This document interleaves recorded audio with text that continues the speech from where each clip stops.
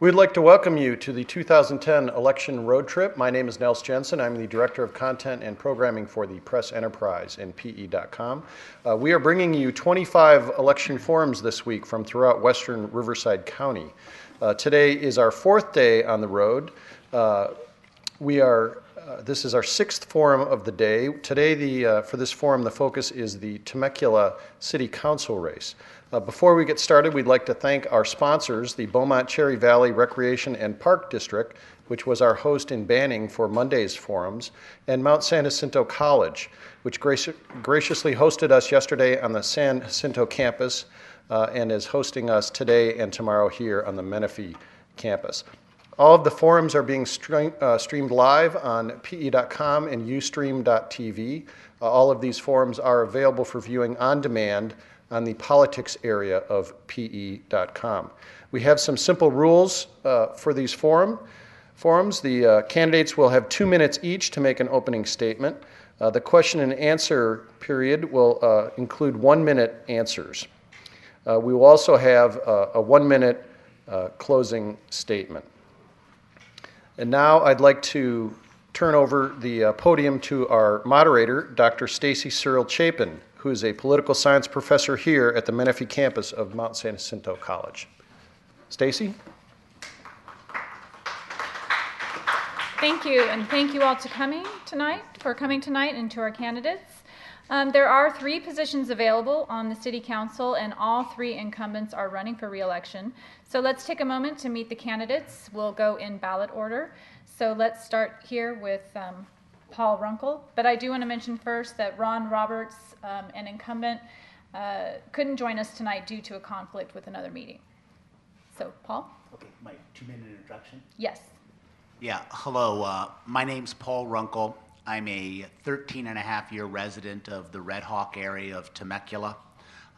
Married, 2 children that have gone through Temecula schools, now teenage age. I like to think I have a good history of service to my community. I served on the Red Hawk Community Board for 7 years, proud to spearhead the annexation of Red Hawk into the city of Temecula.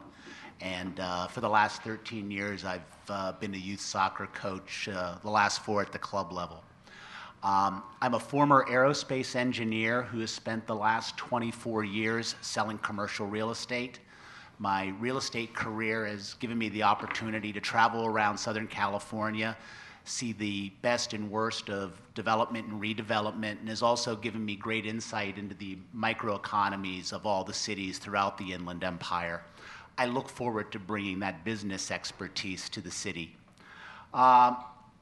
The main reasons I'm running for city council this year is being on the south side of town for quite a while. We haven't had a representative on the council who's lived on the south side of town. That gives me great insight into traffic issues, park issues, and other issues that while I represent all the city of Temecula, I bring an expertise and a view to those issues in particular. Also, I want to bring my business expertise to the city council with regards to business retention, focus, and trying to make sure the hospital comes, which we so desperately need, and also working to continue to control expenses within the city of Temecula. Thank you. And I should mention that Paul Runkle is a commercial real estate broker. So next, let's hear from Jeff Camachero, the mayor. Thank you. My name is Jeff Camachero. My involvement in the city of Temecula began in 1993 when I was appointed to the Temecula Community Services Commission. I gained valuable experience there, and I spent 4 years on that commission before in 1997 we had a retiring original council member. The city was incorporated in 1989, and she told me that if I would run to replace her, that she would endorse me. Her name was Pat Birdsall, and she was very much beloved in the community. And so by then I couldn't resist. I'd kind of gotten my feet wet, and I was pretty much hooked on local government. And so I did run, and she did endorse me, and I won the seat in 1997. And since then, I've served on quite a few boards and commissions. I currently am chairman of the board of the Riverside Transportation Agency, as well as mayor of the city of Temecula. My inspiration to serve has always come from an intense love of the city of Temecula. My wife and I moved to the city in 1989, the same year the city incorporated. We have two sons, mostly grown now. In fact, they are grown, 21 and 23. And it was always my desire to get involved to make sure that it was a place that we could always say we were proud to live in.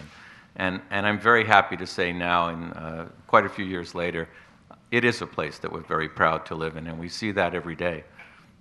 What makes Temecula such a successful city, all you have to do is look around and some of the things that you see. The physical beauty of the city, certainly in all of our parks and the landscaping, the beautiful hillsides. But also it has to do with the way the city's managed and the leadership and experience that goes into that. We've had a balanced budget every year, never had any difficulty, in fact, balancing the budget. We also, in these very, very difficult economic times, have a $20 million primary and secondary reserve, so we can withstand any downturn in the economy. Certainly we've seen that. In case we see some more, we'll be able to go. And really, the reasons I want to run is that there's just a lot of things left to do. The hospital, some infrastructure improvements, and most of all, I want you as residents not to ever have to worry about your city. And if I've done that, I've done my job. Thank you. Thank you. Let's hear now from Mary Ann Edwards, a council member. Well, good evening. I am Mary Ann Edwards, 22-year resident of Temecula. We moved there in 1987 with our 3 small children who are now grown, and I came to the council by way of volunteer service. I started working as a PTA mom and a room mom in our kids' classrooms and loved it because we loved the city that we lived in. We loved our schools. We loved the people. And I joined other nonprofit organizations and volunteered my time. And I learned quickly that the more things that you join and the more you volunteer, the more people ask you to volunteer and the more things people ask you to do. So I started volunteering for things at the school district level. I broadened my scope. And after that, I started volunteering for things at the city level because we wanted to know about the place that we lived and the place that we had come to love. In 1998, I was appointed to the Temecula Traffic and Safety Commission because I had been to City Hall petitioning them to put in a traffic signal near one of our elementary schools. And I think I spent so much time at City Hall that they decided they might as well make me a commissioner. And I spent 3 years on that commission working with residents who had traffic issues in their neighborhoods and working with businesses. And I also got involved with some of the planning in Temecula at that time. After that, I was asked by friends to run for the school board because of my previous involvement with the schools. So I ran for the school board and won that election, and I served for 4 years on the school board. In 2005, I was appointed to the Temecula City Council when our supervisor, Jeff Stone, won his seat for Riverside County Supervisor, and I took his place. I ran for my own seat in 2006, and we love Temecula for all the reasons that Jeff said. It's beautiful, it's safe, it's clean, it's fiscally strong. The quality of life is second to none, I think, in Southern California with our beautiful parks, our air quality. We have 2 museums, 2 libraries. Old Town is flourishing because of good planning and investment by private enterprise. There are so many things to love about Temecula, and I want to continue to serve because, first and foremost, I am a resident, a citizen of Temecula, and I was elected by the people to serve. Thank you. Thank you. Now let's hear from Patrice Lines, a retired registered nurse. Hello, my name is Patrice Lines, and I'm running for Temecula City Council because I want to serve the people. I moved to Temecula with my family in 1989. I have 3 sons. They are now grown, and they all graduated from Temecula schools. I've been married 33 years. I'm a retired registered nurse. I'm a community volunteer, and in June I was recently elected to the 66th District Republican Central Committee. I just feel that there's a lot that needs to be improved on the City Council. I believe transparency needs to be brought to our government, decreased spending to our city government, and these are things that I felt as a citizen I needed to offer myself for because it wasn't being done. And I am putting myself on the line to just serve the people, and that is my entire goal. Thank you. Thank you. Okay, this first question is for the challengers. What expertise or experience do you bring to the city of Temecula? And we'll start with Paul Runkle. 1 minute, 2 minutes? 1 minute. 1 minute. Yes. I think the things that I bring to the city of Temecula are a couple things. One is leadership. One is a history of service. The other is leadership. As an example, when Red Hawk initially wanted to annex to the city of Temecula, we had a vote a few years prior that didn't go through, and when we approached the various city council members, most of them said no. We finally found Jeff Stone, who said, if you can prove that the residents want to be a part and they're committed, I'll put it on the agenda. So sometimes it's not, when you think something's right, it's not taking the original answer you get, it's pushing forward. And I will continue to bring that to the city council. And then the other thing is my business experience of 24 years in commercial real estate. As I said, it's taken me all over the Inland Empire in Southern California to see great projects, to understand which businesses are flourishing, what businesses haven't flourished, and I look forward to bringing that sort of business expertise to the City Council. Thank you. Let's hear now from Patrice Lines. What experience and expertise do you bring? Hi. I bring an experience of my experiences as a registered nurse, history of service. I've served throughout the community since '89, first in the schools, on the PTA as a vice president of the PTA, also on a site council person. I have continuously volunteered throughout the community and am currently volunteering in many capacities, and I feel that my desire to serve is what I would bring to the City Council. Thank you. Thank you. Okay, the next question is for the incumbents. Quite simply, why are you running for re-election? Let's hear first from Jeff Camachero. Thank you. You know, the first thing that comes to my mind when I hear that question is I've been doing this for 13 years and I've loved every minute of it and I still love it. And you can't do what we do unless you do it with a passion. And I bring that passion to what I do. There are still some very real, very important things yet to accomplish in the city. First on my list is hospital care. We knew back in 2004, 2005 that there started to be a critical shortage, and so we started to work with the hospital company we had to deal with at the time. Through delays that were no fault of the city approved it very quickly. The state had problems, and that hospital still isn't built. So last year, a colleague of mine and I went to other hospitals, Loma Linda being one, currently under construction and almost complete with a hospital in Murrieta. And they liked what we had to say, and they want to expand in our city as well. So now we have two choices. And with the Southwest hospitals going through an intense program to improve themselves, when hospitals are completed here, and it may be 3, 4, or 5 years, we'll have 5 fully functioning hospitals in our city, and I want to see that through. Thank you. Mary Ann Edwards. Thank you. That's probably one of the toughest questions that we have to answer is why do you want to continue to serve? Because there are so many reasons. First and foremost, Temecula is our hometown. It's where our children grew up. It's where our friends are. It's where we're totally invested as residents through our participation in everything from the schools to youth sports to helping to build the library as a member of the steering committee, as a volunteer. The residents of Temecula are very, very involved because they care about their city and they love it very much. And I think that's the thing that drives me. It's seeing the passion that the residents have for the city. And I share that same passion. As Temecula grows and ages, now we're at 20, coming up on 21 years, the nature of the city is going to change. We're almost at build out. We're going to see different challenges to the city. We have to look at maintaining our infrastructure. We have to talk about ways to continue to mitigate gangs and crime. And I am zero tolerance for gangs and crime, and I want to continue in that vein and protect the city of Temecula. Thank you. Okay. Temecula's financial reserves are robust, as some of you have mentioned, in the neighborhood of $20 million when the council approved this fiscal year's budget in June. Should the city continue to hang on to that money or use it for infrastructure or other projects? Let's start with Jeff Camachero. Thank you. There are two answers to that question, and I hesitate to say that because it makes me sound like a politician. But anyway, $20 million in today's world, in today's economy, is prudent. We have that now because we had a primary reserve, which we still have, and that's always there for economic uncertainty.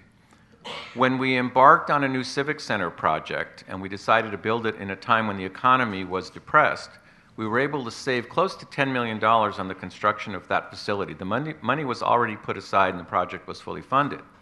And so we took that additional $10 million, it was slightly less, but $9 or $10 million, and we put it into a secondary reserve fund.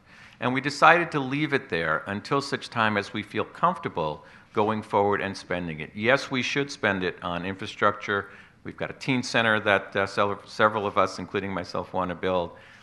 We may have to spend some of that in order to create an environment where our hospitals can come to town. We're talking about that now. So yes, ultimately we will spend it, but the longer we hold on to it in such a down economy, the more prudent and conservative we're being. Thank you. Let's move on now to Marianne Edwards. Well, our reserves should be considered just like you consider your savings account in your home, or even a reserve account in your business. It's there for emergencies. And in today's economy, it would only take one emergency to really tax that reserve, to use up that reserve, a major flood or an earthquake or fire. So that's the reason we must stay, we must be vigilant and maintain that reserve. And then the secondary reserve, as Jeff said, is there. It's an investment. It's there for investment purposes in our community. He mentioned hospitals. I will tell you that we are actively working with a four-year university. California State University San Marcos opened a brand new campus in Temecula in partnership with the school district and the city, and it wouldn't have been possible otherwise, except for that partnership. So, I mean, we look at important things like that that will have long-range, lifelong impacts, positive impacts on the city of Temecula. And those are the types of things that we would consider for the reserve. We wouldn't spend it frivolously. Thank you. Let's hear now from Patrice Lines. I agree that the first reserve account should be maintained for emergencies. As 20 million today doesn't necessarily translate that into tomorrow. And you need to be prepared to plan ahead for an emergency situation. However, I do think that the second reserve should be spent on infrastructure. There are many issues with infrastructure within our community that need to be dealt with, and one in particular I feel is the traffic situation. We've been stuck in traffic for years. It's a horrendous thing. There are times of the day when you really do not want to venture out of your house because you will be jammed in traffic. So the answer to that is yes. Thank you. And finally, let's hear from Paul. I think Jeff covered the issue really well. We're still in a lot of uncertainty out there, so it's not the time you want to go spending money unnecessarily. But we do need to look at one issue that's really important. I think it's up in 2011 budget. I believe that's when the funding's supposed to come through for the interchange at I-15 and Temecula Parkway. And I know every candidate that's on the council and that running, life safety is the most important thing. And sometimes the way these freeways back up, it's probably one of the most dangerous things in our city, the way they back up at the rush hour time. So for the time being, it's the right thing to do, but we have to be there to spend it to take care of certain safety issues. Thank you. Okay, let's move on to the next question. Temecula has been the flashpoint recently for controversies involving morality and faith. We even made it onto CNN. I don't know if you guys are aware of that. From the removal of a nude portrait from a city building to the debate over a proposed mosque in the city. What do these controversies say about Temecula, and what is the council's role, if any, in these types of situations? Let's start with Marianne Edwards. Well, these are the type of situations that come up in cities where the residents are engaged and they're concerned about their homes and they want to preserve their quality of life. As city council members, we must follow the law. And the law says in many instances that there is freedom of speech and there is freedom of religion and freedom to worship as as you choose, and in some cases, the city council must sit in judgment of certain projects, and we have to judge those projects based on the laws. When we hear about places being flashpoints, I think that it's because people react when they hear things. They react because they want to protect the place that they've invested their lives in. They want to protect their children, they want to protect their homes or their property values, they want to maintain their quality of life. And the city council agrees with that. We want all of those things too. We are constrained by the law, and so we're sworn to uphold the law, and that's what we do. Thank you. Patrice Lines. Well, I think the city council first needs to see what the planning commission comes up with in November, and they'll be making that decision within the first 2 weeks of November. I am aware that there's supposedly a traffic study underway that's occurring on Nicholas Road. I hope that that is an accurate traffic study. And so as a city council person, I think you have to look at what the planning commission has determined and zoning issues. And then you have to look at what's best for your city. And that, I think, will be decided with the planning commission. Thank you. Paul Runkle. In a community where people care, things like this really are the issues that get people to show up at city council meetings. And as Marianne said, the issue for the council is you have to enforce the laws on the books. But sometimes that comes, especially when many of your residents don't like what the laws say, it takes leadership to stand up and disagree and say, no, they have the right to do this, or try to help them understand maybe what art is and what art is, listen to them, but you have to have an open mind, you have to lead, and you have to enforce the laws as they are. Thank you. And Jeff Camachero. I'd like to address those two issues specifically that you brought up, maybe in a little bit of detail. The issue with the nude painting was not an issue of censorship, as most people would think of it. There was art hung in what is the box office of our community theater. Many children go in there with their parents, and when they do, there's no expectation that they're going to see nude art. And as the leaders of the community, it's our responsibility to make sure that we place our children in a safe, secure, and proper environment. So there was no problem with the painting. It was the problem with the painting in the location and the fact that it was exposed to very young children, in many cases, 3 or 4 years old. And so that's why we made the decision that we did to have it removed. It could be hung in many other places in the city, and that would be fine. In terms of the possibility of a mosque and that application, we're governed by certainly the Constitution and also by a federal law that has the acronym of RLUIPA. That's the Religious Land Use and Institutionalized Persons Act of the year 2000.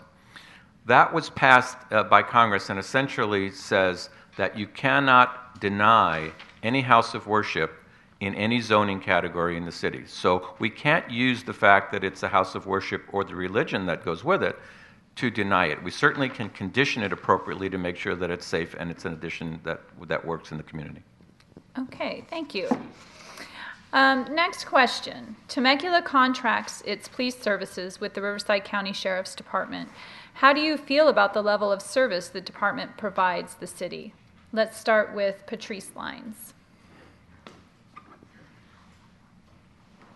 That's an interesting question.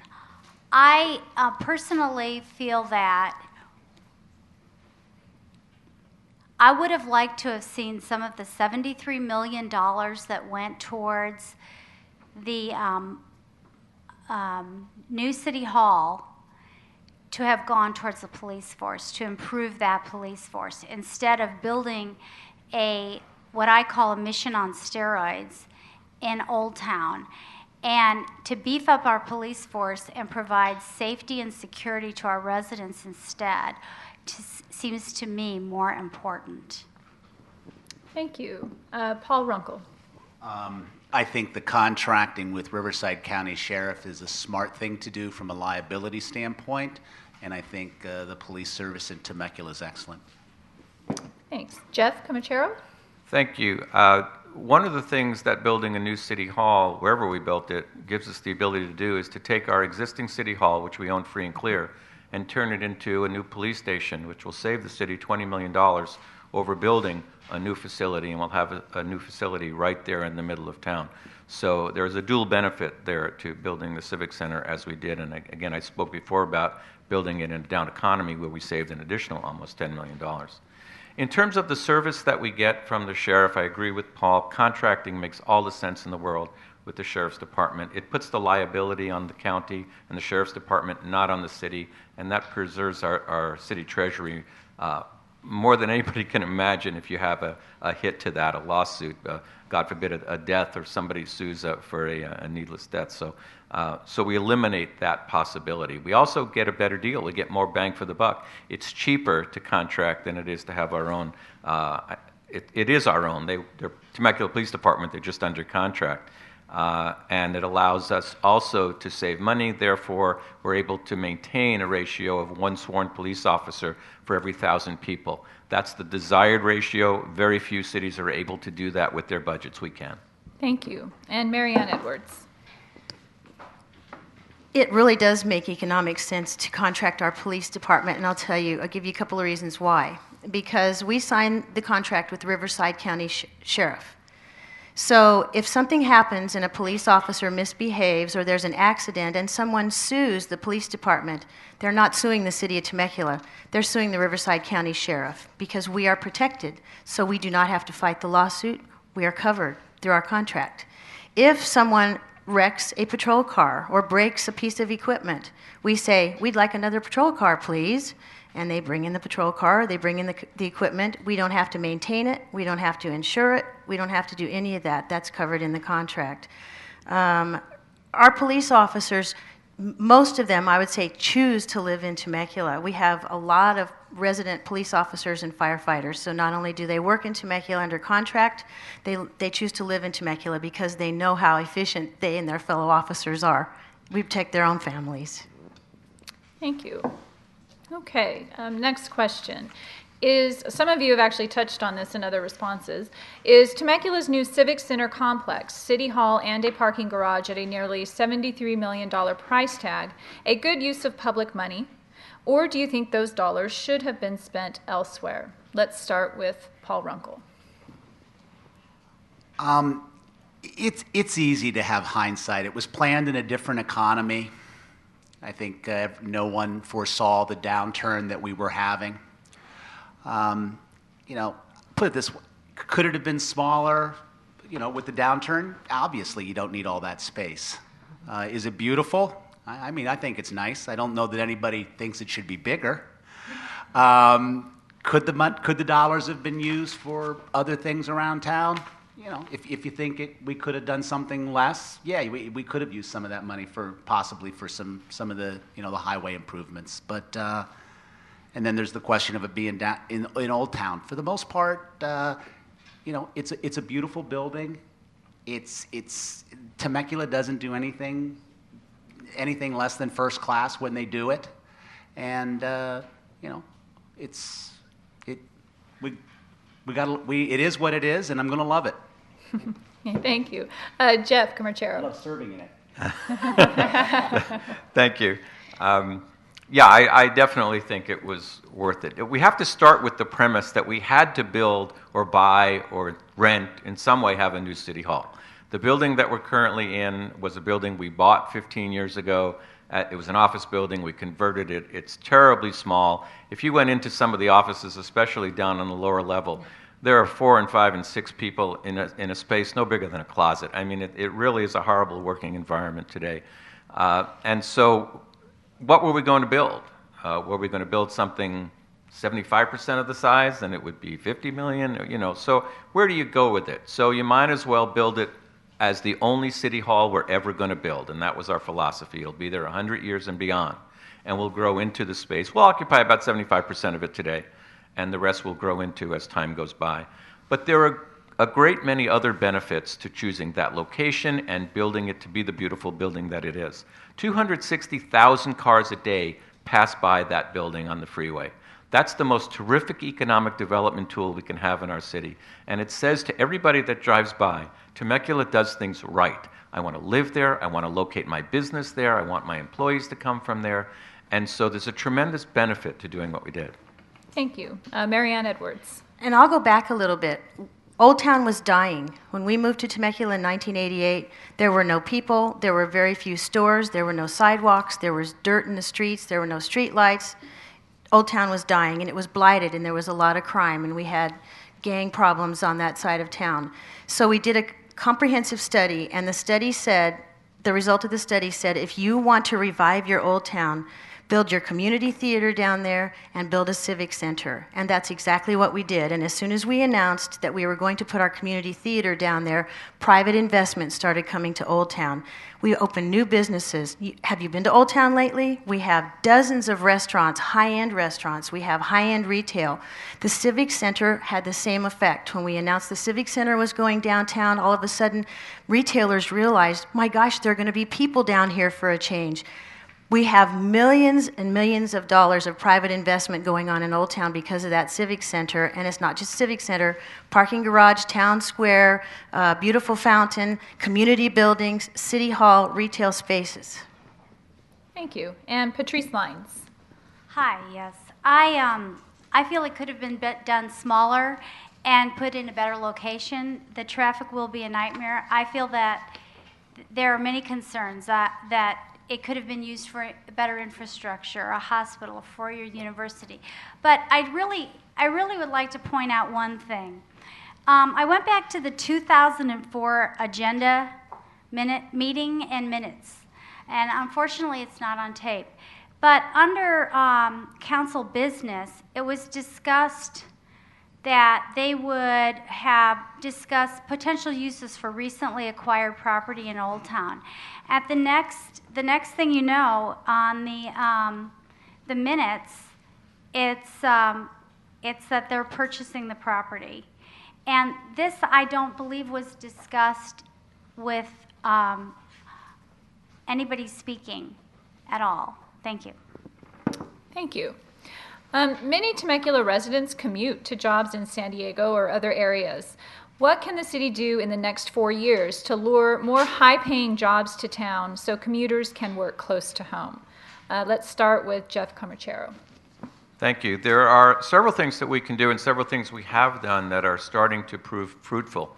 Several years ago, I got together, actually I was at a function with a council member from the city of Carlsbad, a woman named Ramona Fanilla, and she and I were lamenting the fact that we had similar problems only in reverse in our two cities.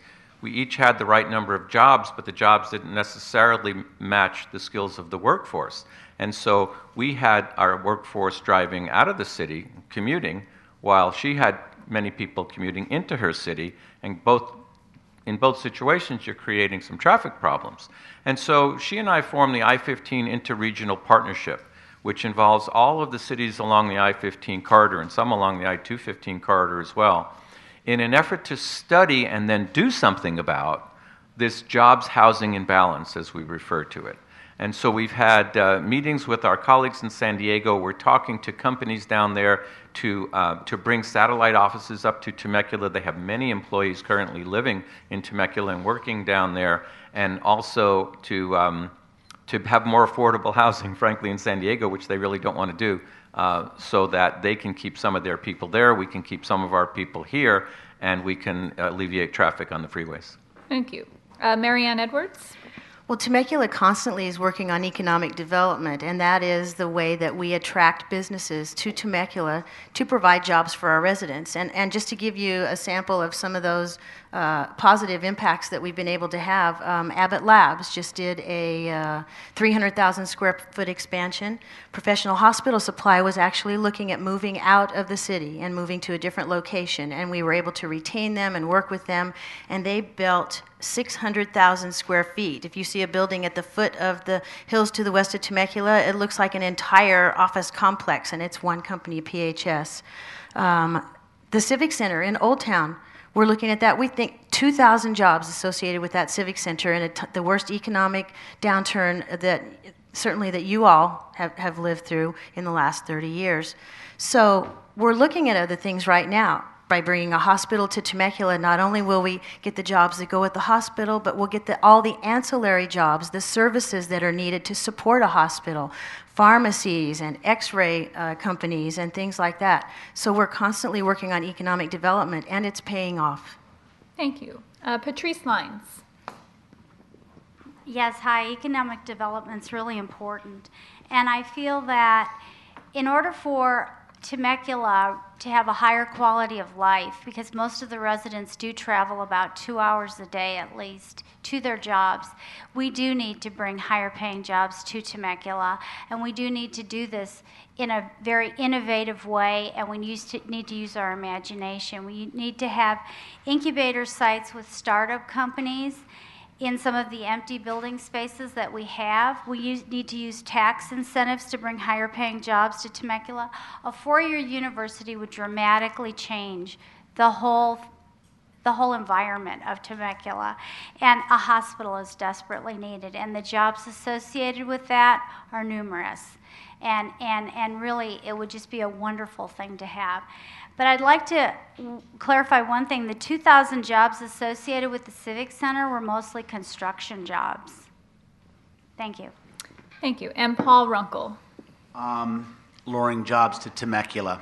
I think the main things that people are looking for that want to relocate here: good education, keep pushing education, quality education in high school, higher education, junior college, making it college. Quality of life, the existing city council and the citizens of Temecula do a great job. There's a great quality of life in Temecula. But I think the one thing that I would really bring to the city council that it's missing is somebody with a solid business background in the field of commercial real estate. As I've said before, I'm on the commission sales side. I'm all about getting deals done. And I've worked with businesses through the last 24 years.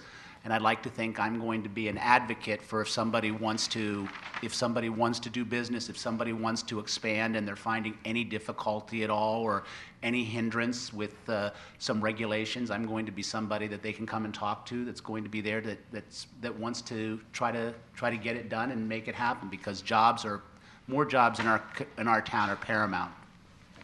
Thank you.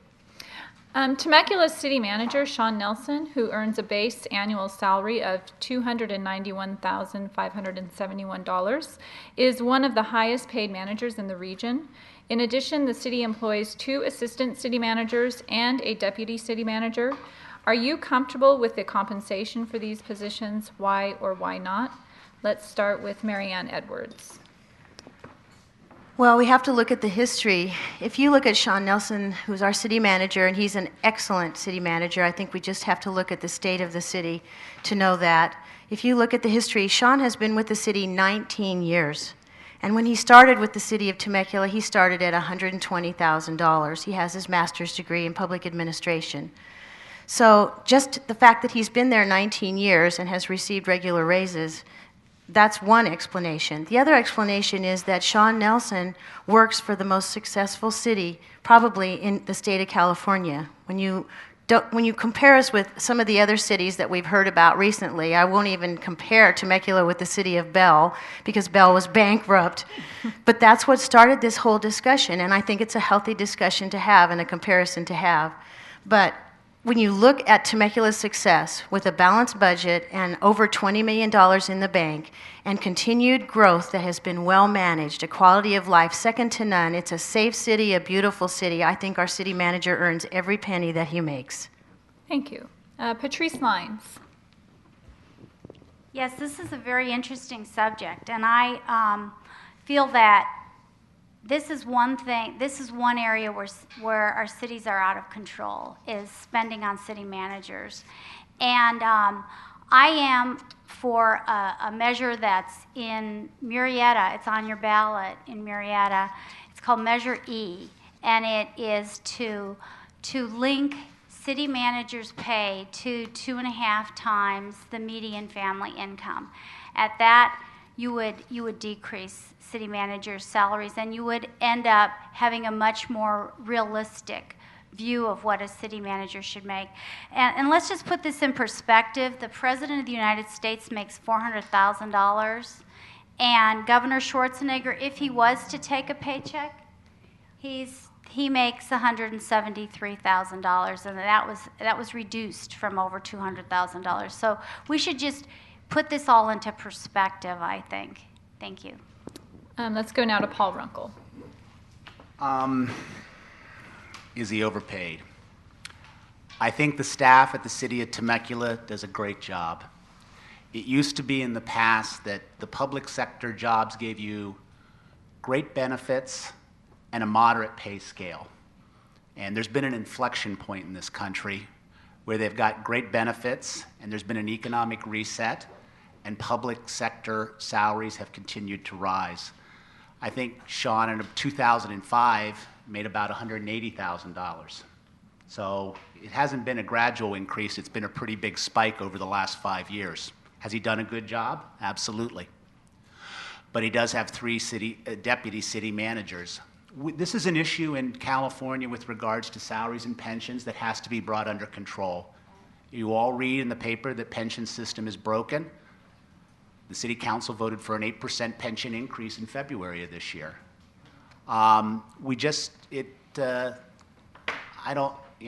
Is he overpaid? That'll be for everybody to judge. But I do think this is one thing that I'm very concerned about, that we have to bring some fiscal discipline on the salary and compensation side in city governments.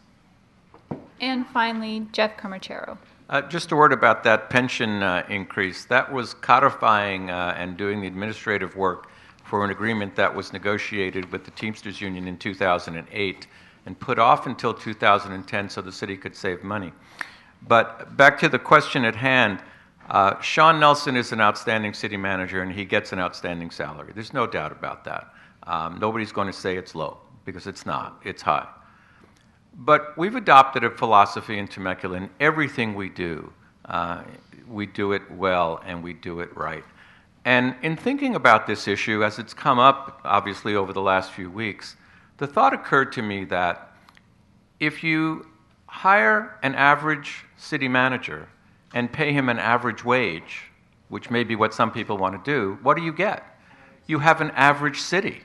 We've never settled for an average city in Temecula. So we've made a decision early on. We're going to hire a great city manager, we're going to pay him a healthy wage, and we're going to be a great city. And that's what we've done. And as they say, the proof is in the pudding. I don't think we have to justify it. Okay, thank you. Some in other cities have suggested that they would be better off forming a regional fire authority. Would it make sense for Temecula to join a joint powers authority to reduce firefighting expenses? And let's start with Patrice Lines. I first would just like to go back to that last point and just mention that, it used to be that people got into city government to do the right thing for altruism, just to make a difference. And now it seems that they're getting into city government or even national government they're doing it for the money strictly and the benefits. And I feel that we need to go back to a more altruistic look at city government, and because it's going to bankrupt us. Yes, the answer is yes. I feel that would be better for the fire department. Okay, thank you. Paul Runkle. I don't know that I have a strong opinion about this issue, but I think the Temecula City Fire Department does a great job as it is. It's well located. I know whenever we have an issue on my street, they're there right away. So I would probably tend to say that I like things the way they are right now. Thanks. Jeff Comachero? I would tend to agree with Paul.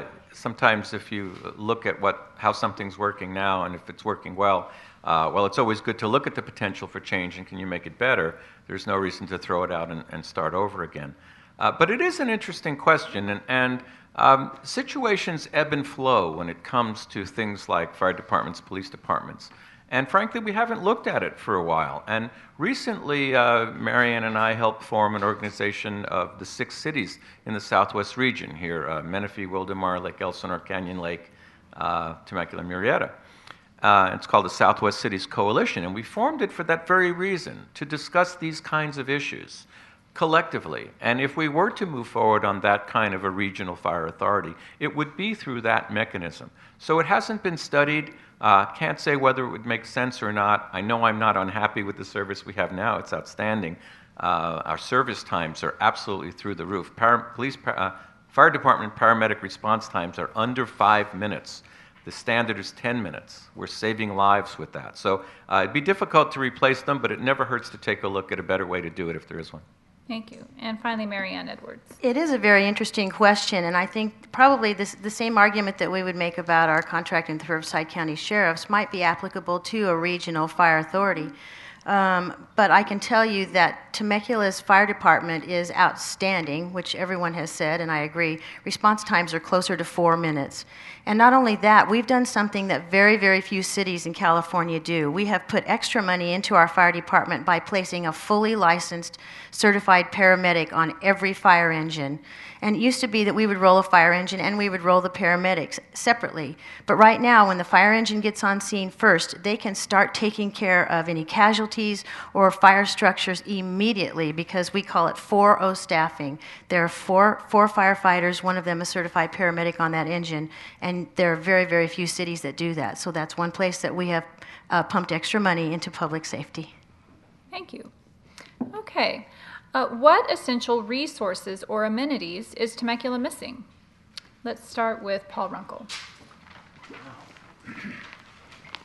What are we missing? Well, we could use some improved parks in Red Hawk that we've been looking for the last 5 years. I've heard. I think the biggest thing, I have 2 teenage children. They talked about a teen center. I'm sure all the students here would also always say there needs to be more things for young kids to do. That would be a big thing. And then the final thing that I'd really like to see is just continue to make it a much more bike-friendly city. That and you know, and then the other amenity, the big amenity, is the hospital. I mean, that's just what we need in this town. That's what everyone wants to see. Thank you. Jeff Comachero. Thank you. Certainly the 2 things that we're well down the road on that we're missing that we need are, as Paul said, a hospital, more than one hospital, to my way of thinking, and also 1 or more 4-year universities, and certainly on the road to doing that.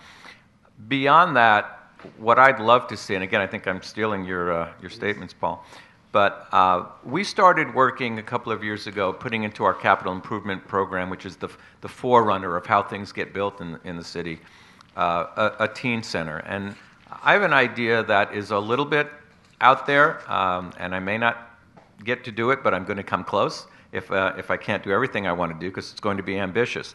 In 1999, I started the process of building a children's museum in Temecula, and a lot of people said the same thing to me. You know, you want to do what? You're crazy, and not to build a children's museum, but the kind that we wanted to build. And the bottom line is it's award-winning. Its attendance is twice what was projected. It's been very, very successful and is very innovative. And I want to do that with a teen center as well. I want a teen center that's on acreage, maybe 10 acres. I want an old-fashioned drive-in diner, just like Mel's Diner from American Graffiti. I want a recording studio, a concert venue, all of those kinds of things that teenagers can do that we as parents don't want them to do.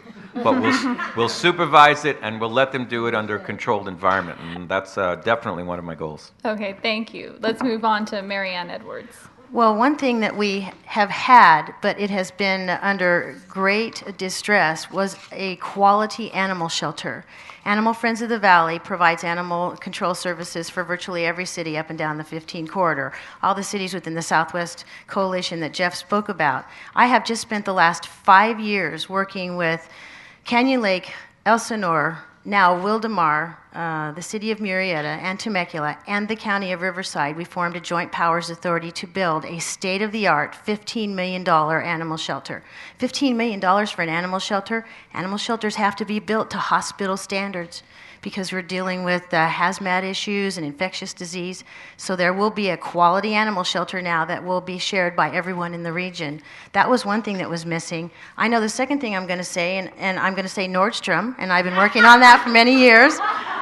And I have to, yeah, everybody's cheering. And there are some things that we have been working on, and it's tough in this economy. A water park, and we've had a chance to lure a water park. It wasn't feasible in this economy. Even though the water is circulated, it doesn't use any more water than a regular commercial venue. We're looking at an ice skating rink, and we're going to have our temporary skating rink again in Old Town this year. There's so many other things. Okay, thank you. And Patrice Lines. Hi. I feel the two things that are really missing in our town, and I have read about the teen center in the CIP, and I do think that's a great idea. I really, as a nurse, want to see a hospital, and not just any hospital, but a high quality teaching hospital in our town.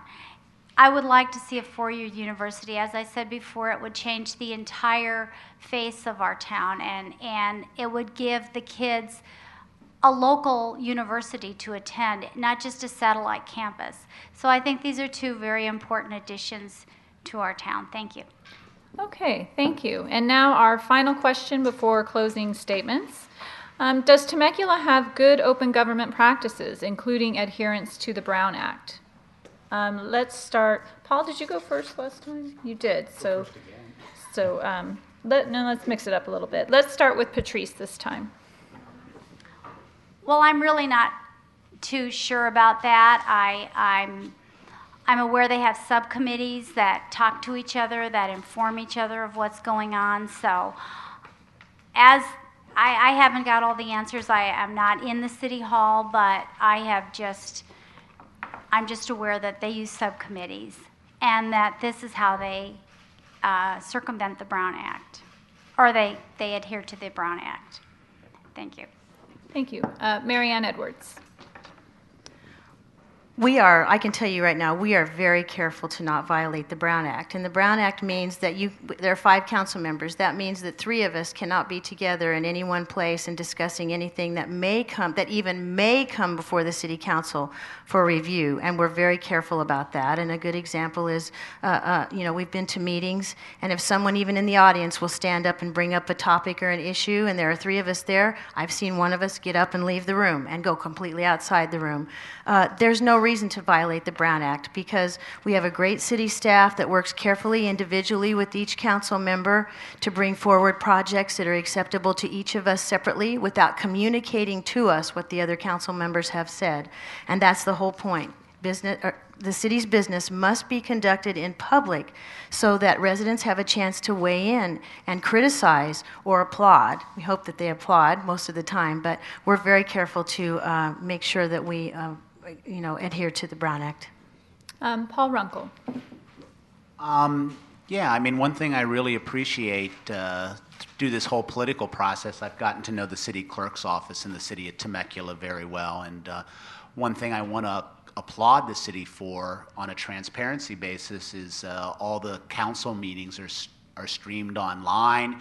You can go back, you can watch them over the past years and get agendas from past. So, there's great transparency that way. In general, I think there is transparency. Every now and then, there seems like there are a few things. We've had a few people as I walk the area tell me there's always so many 5-0 votes on the city council. Well, they get along, they work well together, they have good city staff, but I guess there is pretty good transparency. There's been a few things I've questioned, but for the most part, I think it's pretty good. And finally, Jeff Comachero. Thank you. The Ralph M. Brown Act, I believe, was passed in the late 70s, and it was amended a few times. And as Mary Ann said, it is the state's open meeting law. Sometimes it's referred to as sunshine laws, the implication being that you shine a light on the public's business and that it's done in public. We do take that very, very seriously. And it's really a culture that develops in a city, and some cities have the right culture and some cities don't. I can tell you that to our challengers, if you're elected, one of the first things you're going to do is sit down with the city attorney, and he's going to explain to you exactly the way we do things to make sure that we always comply with the Brown Act. It's very, very important. And in terms of transparency, again, I think it's a culture that develops, and you have it or you don't. And certain things the city does will demonstrate that culture. We've all read, and somebody touched on it here, about the debacle going on in the city of Bell and what that's caused for cities all over the state, in fact, all over the nation, causing them to be more transparent in their salaries. The city of Temecula posted all city salaries on its website in the year 2000, 10 years before anything ever happened with Bell. That's the kind of culture that we keep in Temecula. Okay, thank you. We move now to closing statements. Each candidate will have 1 minute, and we're going to go in reverse ballot order. So we will start with Patrice Lyons. Yes, I would like to be on the city council because I would like to listen to the people and bring my service perspective to the city council.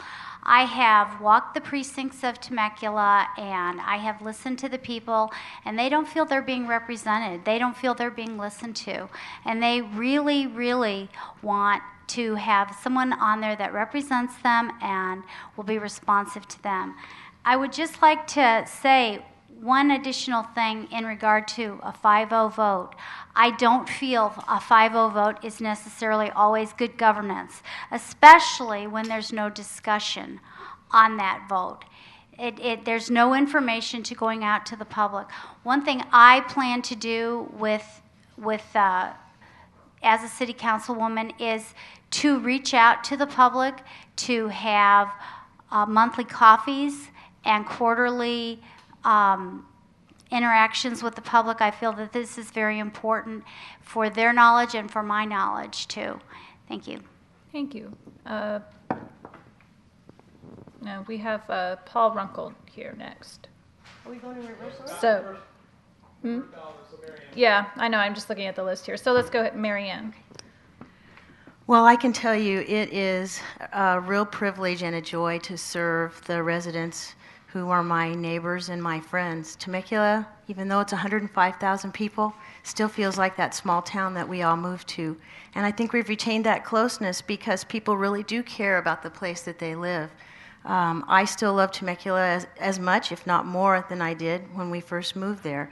And I think that the quality of life that we have is worth protecting. And so I think it's important to have city council members who have history and some experience to know when your city is under threat and to know what decisions are good and what decisions won't work. I have loved serving the first term on the city council, and I would love to go back and serve a second term. I think we've got a bright future ahead of us. Thank you. And Jeff Camachero. Thank you. By any measure of a city, Temecula is a very successful city. That's evidenced in so many areas. We continually are named one of the finest cities to live in America by various publications and websites, the latest being Relocate America that you can check online. We win budgeting awards every year. For the last 20 years, we've won a national award for the way we budget and the way we handle our finances. In the last citizen survey that Temecula took, and every city does them periodically, 92% of our residents said they were either happy or very happy with the way their city is run. That's remarkable. In fact, the firm who did the survey said they've never seen anything close to that. So that leads to this election. And some people would say, well, it's time for a change. Change is wonderful when change is needed. But when things are going well, change is risky and ill-advised. So I don't see why there's a need to make a change when things are going as well as they're going. And just in closing, thank you very much to the PE, everybody here. It's appreciated that you put on these kinds of events. And whoever you vote for and whatever you choose, make sure you get out and vote either with your absentee ballot now or on November 2nd. Thank you. And Paul Runkle. I'm running for Temecula City Council because I love my city. And that's been evidenced by my service to Red Hawk, like my 13 years of coaching where I've coached over 200 kids. I locate my office in Temecula. I employ somebody in Temecula. And my kids go to school there. I really look forward to serving. I don't know that a vote for me would be ill-advised, and I love and respect the council members. I voted for Marianne. I voted for Jeff. Ron Roberts is not here. He's a good guy. He serves the community well. And they serve for a long time. And let me just say, even in good times, and it's well run, and change is not a bad thing because things can even be a little bit better than they are. There's nothing really wrong with Temecula. It's a great city. I hope my kids decide to live there, even though my daughter says she wants to get away. because there's nothing to do. But that's her, yeah, don't they?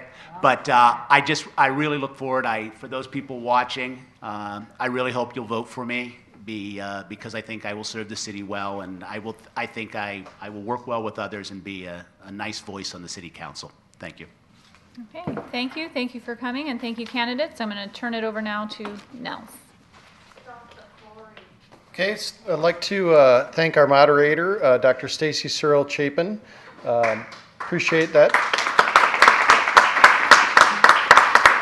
Would like to thank our candidates for appearing tonight. Would like to thank our audience here as well as our audience on PE.com.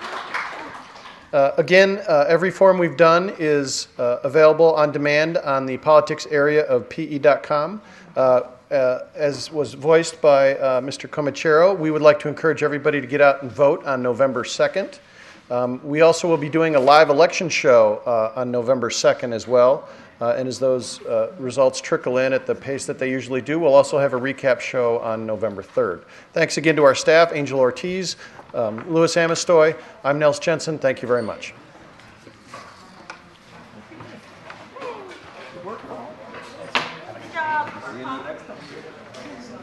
Thank you. Good job. I saw you at all the SSRC meetings. What's your name? Carol Crawford. Yeah. Yeah, and I've been to the homeowners meetings, and I'm right there, Red Hawk. 12 years. Nels, nice to meet you.